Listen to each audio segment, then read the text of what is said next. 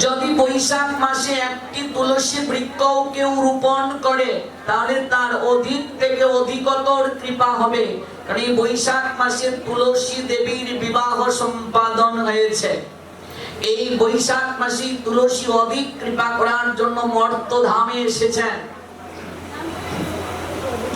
এই বৈশাখ মাসে প্রতিদিন যারা 108টি তুলসী পত্র ভগবান শ্রী বিষ্ণুর চরণে অর্পণ করবে, চন্দন চর্চিত করে,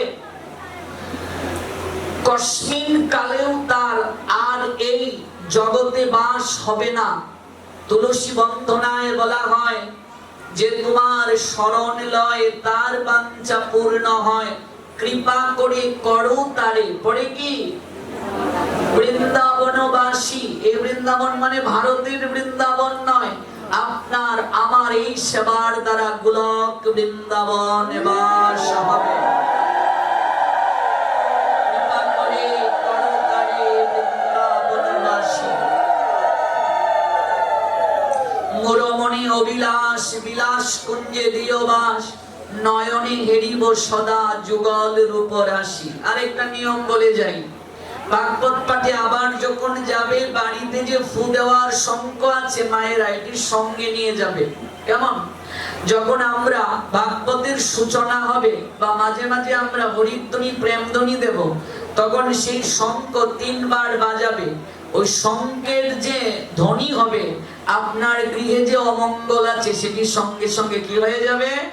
নাশ হয়ে যাবে। এই জন্য আগামীকাল নগর কীর্তনেও শঙ্খ নিয়ে আসবে। এগুলো হচ্ছে মাঙ্গলিক ধ্বনি, মাঙ্গলিক ধ্বনি। আর নগর কীর্তনে কেউ বাদ যাবে না, বাচ্চা থেকে শুরু করে মায়েরা বাবারা সবাই মিলে আসবে। এটি হলো অবৈতুকী মঙ্গল। 3 মাস নগর কীর্তনের কথা বলছে যারা অপারক।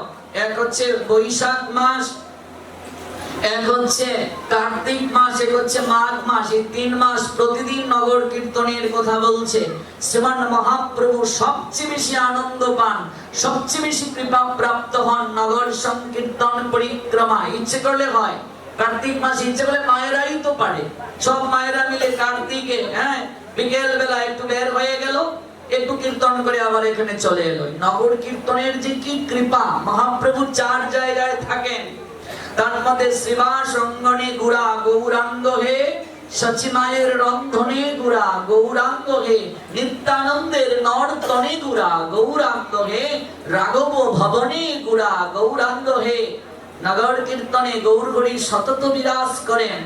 কি বলছেন মহাজন? হাকিয়ে ডাকিয়ে খুল করতালে, গাইয়ে ধাইয়ে নাচে, দেখিয়া সমান তরাস পাইয়ে কপাট হানিবে দাঁড়ে। প্রভু কহে কহিলাম এই মহামন্ত্র। নিত্যানন্দ আর হরিদাস ঠাকুরকে ডেকে গৌর হরি বলছেন, শুনো শুনো নিত্যানন্দ, শুনো হরিদাস, সর্বত্র আমারও আজ্ঞা করহ প্রকাশ, প্রতি ঘরে ঘরে গিয়ে করো এই ভিক্ষা, ভজ কৃষ্ণ কহ কৃষ্ণ লহ কৃষ্ণ শিক্ষা। প্রত্যেক ঘরে ঘরে যাও, গিয়ে এই ভিক্ষা করো। নয়নে দেখিবে যারে, যাকে নয়নে দর্শন করবে তাকে অনুরোধ করে বলবে একবার হরি বলো।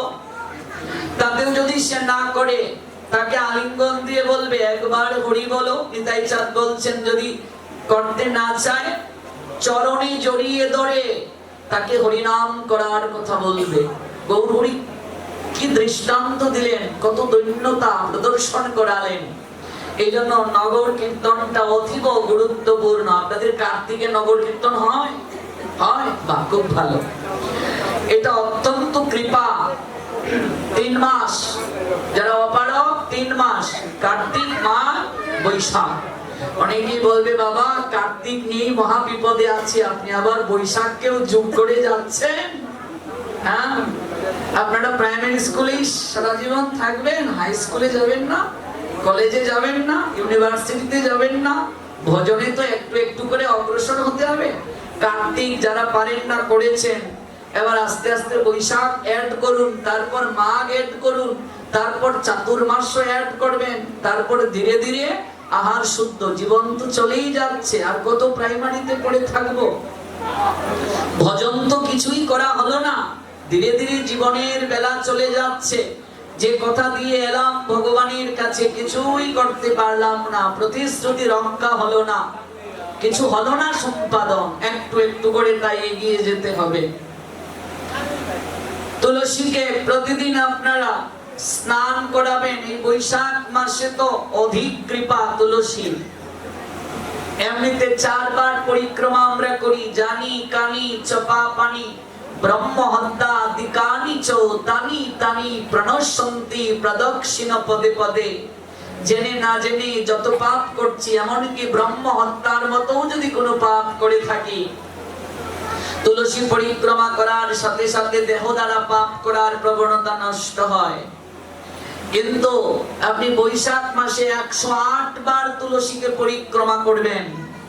108 বার মানে কি, ডান দিক থেকে 108টা ঘুরান দেবেন, ঘুরবেন 108 বার, হিসাব রাখবেন। একবার ঘুরবেন, হরে কৃষ্ণ কৃষ্ণ কৃষ্ণ হরে হরে, হরে রাম রাম রাম হরে হরে, প্রণাম দিয়ে আবার জপমালা নিয়েও করতে পারেন, হিসাব হলো।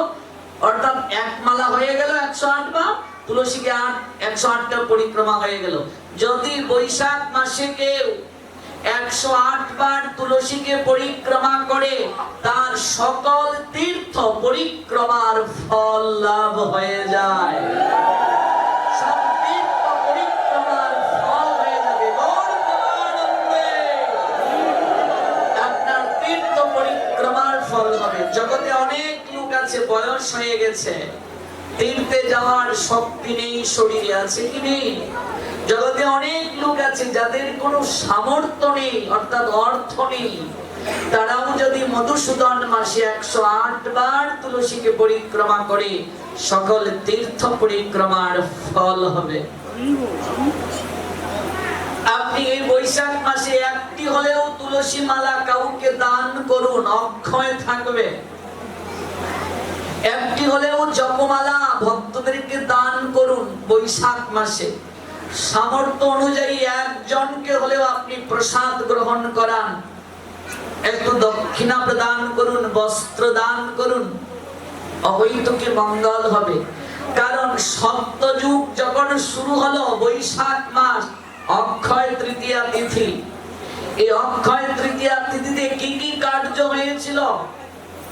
এই অক্ষয় তৃতীয়াতে দেবী গঙ্গার আবির্ভাব হয়েছিল। এই বৈশাখ মাসে গঙ্গা আবির্ভূত। কেন বৈশাখে স্নানের মাহাত্ম্য সবচেয়ে বেশি? মা গঙ্গা আবির্ভূত হয়েছেন বৈশাখ মাসে অক্ষয় তৃতীয়ায়।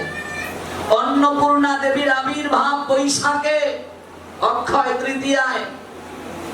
যে অন্নপূর্ণা দেবী, দেবী দুর্গার একটি রূপ।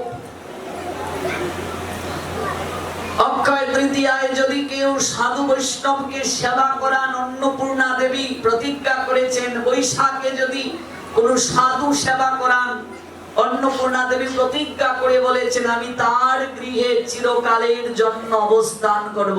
1 মাস যদি সে সেবা করায়, 1 বছরের জন্য সে গৃহে অবস্থান করবে, অন্যের অভাব হবে না। এই অক্ষয় তৃতীয়ায়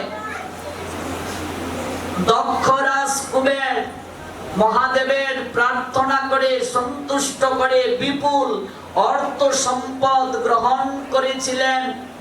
অর্থ সম্পদের দফতর পেলেন স্বর্গের কুবের, যে কুবেরের 2 পুত্র, দামোদর অষ্টকমে আছে নল আর মণিগ্রীব। এই যে কুবের এত অর্থ সম্পদ কোথা থেকে পেলেন? মহাদেবের কৃপায়। আর মহাদেব সন্তুষ্ট হয়ে অক্ষয় তৃতীয়ায় তাকে বরদান করেছিলেন বৈশাখে।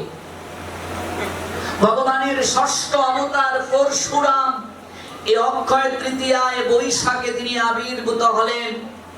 যে পরশুরামের অবৈতুকী লীলার নিদর্শন ব্রহ্মপুত্র নদের অষ্টমী স্নান।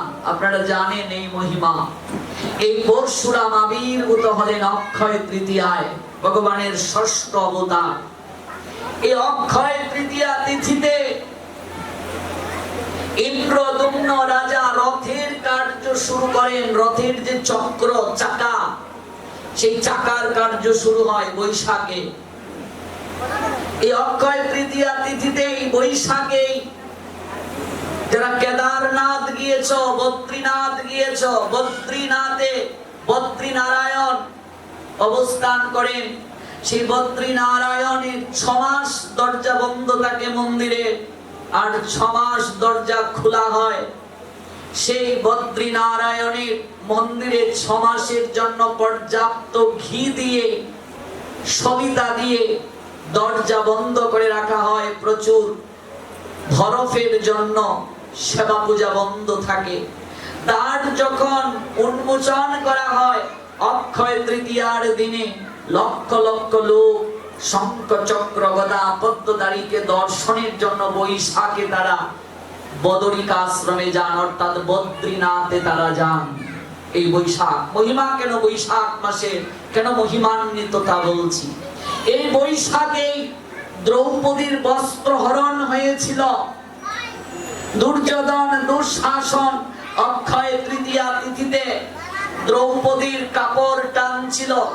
অক্ষয় তৃতীয়ায় যে পাপ করা হয় চির অক্ষয় থাকে। পৃথিবীর কোন সৎকার্য দ্বারা এই পাপকে স্খলন করা যায় না। আর বৈশাখে যে পুণ্য করা হয় অক্ষয় তৃতীয়ায়, পৃথিবীর কোন কার্য দ্বারা তা নষ্ট হয় না। এই জন্য মহাভারতের ইতিহাসে পরাজয়ের গ্লানি দুর্যোধনদেরকে গ্রহণ করতে হলো, আর দুঃশাসনের কঠোর থেকে কঠোর শাস্তি দিয়ে মৃত্যুর দিকে ঠেলে দেওয়া হলো। দাম্পত্য জীবনে স্বামী স্ত্রীর মাঝে মান অভিমান হতেই পারে, ঝগড়াও হতে পারে, কিন্তু মনে রাখবে, বাবাজিদেরকে বলছি, কোনোদিন মায়েদের চুল ধরে টান দেবে না, আর সাধুদের শিখা ধরে টান দেবে না। যদি কোনো রমণীর কেশকে আকর্ষণ করে কোনো পুরুষ, আর কোনো সাধুর যদি শিখা আকর্ষণ করে, তাহলে সেই পুরুষের সর্বপ্রথম আয়ু নষ্ট হয়ে যায়। সেই পুরুষের সকল প্রকার শক্তি নষ্ট হয়ে যায়, ভক্তি নষ্ট হয়ে যায়। আমরা বিরাট নগরে কৃষক রাজার নাম জানি। বিরাট রাজার তিনি ছিলেন সমন্বিক, সুদেষ্ণা দেবীর ভাই। এই কৃষকের শরীরে হাজার হাজার হাতির বল ছিল, কেউ তাকে মারতে সমর্থ ছিল না, এমনকি ভীম না। একমাত্র দ্রৌপদীর কেশকে আকর্ষণ করেছিল, টান দিয়েছিল হস্ত দ্বারা, যার কারণে কৃষককে ভীম মারতে সমর্থ হয়েছিল। দুঃশাসন দ্রৌপদীর চুল টেনে রাজভবন থেকে, অন্দর মহল থেকে রাজসভায় নিয়ে এসেছিল। মহাভারতের ইতিহাসে সবচেয়ে কঠিন যদি কাউকে শাস্তি দিয়ে মারা হয়, তার নাম দুঃশাসন। তার বক্ষকে ছিঁড়ে রক্তপান করিয়েছিল, দুঃশাসনের বুক ছিঁড়ে রক্তপান করেছিল ভীম। এজন্য সাধুর শিখা যদি কেউ কর্তন করে দেয়, সেই সাধুর বীর্যত্ব, বীর্য মানে শক্তি, শক্তি নষ্ট হয়ে যায়। এরকম বহুবিধ শাস্ত্রে দৃষ্টান্ত আছে। সাধু প্রাণ দেবে কিন্তু শিখা কাটবে না। মনে রাখবে, এই শিখার মহিমা এই নিয়ে আমার যে গ্রন্থটা বের হবে, প্রায় 80 ভাগ কাজ শেষ, আপনারা অবশ্যই পেয়ে যাবেন। ওই গ্রন্থে শিখা মাহাত্ম্য একটা সাফটার পাবেন। শিখা যদি কেউ কর্তন করে, যদি অনিচ্ছাকৃত ভুলে হয়ে যায়, তপ্তকৃচ্ছ নামক তাকে প্রায়শ্চিত্ত করতে হয়। এই শিখা হলো ব্রহ্মরন্ধ্র, এটা হচ্ছে পতাকার প্রতীক, ব্রহ্মরন্ধ্রের প্রতীক। সে অনেক মহিমা আছে। সাধুর শিখা ধরে টানতে নেই, নারীর চুল ধরে টানতে নেই। একটা নারীর চুল হচ্ছে, মনে রাখবে, বিত্ত বৈভব তথা কৃপার লক্ষণ, এই জন্য তাকে লক্ষ্মী বলা হয়। আজকাল রমণীরা এগুলো তো বুঝে না, মনে করে যত কেটে পুরুষের মতো চুল রাখা যায় তত ভালো। আজকাল দেখবে প্রত্যেক নারীর চুল এই জায়গায় ফেলানো, কিন্তু যে নারীর কোমর গড়িয়ে চুল পড়ে না, সে লক্ষ্মী স্বরূপা নয়। মনে রাখবে, এগুলো জানতে হয়। একটা নারীর সৌন্দর্য হচ্ছে তার চুল, কেশ, মাঙ্গলিক সকল কার্যে চুল বন্ধন করতে হয়। যেমন সাধুরা শিখা বন্ধন করে, শিখা বন্ধন করে একমাত্র চুল ছাড়া কখন থাকবে? মায়েরা যখন বাথরুম টয়লেটে যাবে, মল ত্যাগ করবে, তখন যেমন সাধুরা শিকাকে উন্মুক্ত রেখে যায়, ঘুমানোর সময় চুল বন্ধন করে না, মানে শিকার কথা বলছি, শিকা বন্ধন করে ঘুমায় না। অনবরত যে নারী কেশ খুলে রাখে তার স্বামীর অমঙ্গল হয়। অনবরত যে নারী কেশ খুলে রাখে, মনে রাখবে, বৈধব্য ব্রত যারা পালন করে তারা কেশ উন্মুক্ত রাখে। এগুলো অনেক নিয়ম আছে, এগুলো অল্প সময়ে ব্যাখ্যা করা যাবে না। আজকাল রমণীরা লক্ষ্মী থেকে সরে যাচ্ছে, এগুলো কে জানাবে? সমাজকে কে শেখাবে? ভাগবত পাঠে এই তত্ত্বগুলো আজকাল অনেক আলোচকরা আলোচনা করেন না। এগুলো দুর্ভাগ্য আমাদের জীবনে। একটা নারী মানে লক্ষ্মী স্বরূপিণী। আপনার শরীরের কিছু লক্ষণ, আপনার এই লক্ষণগুলো দিয়ে প্রমাণ হবে।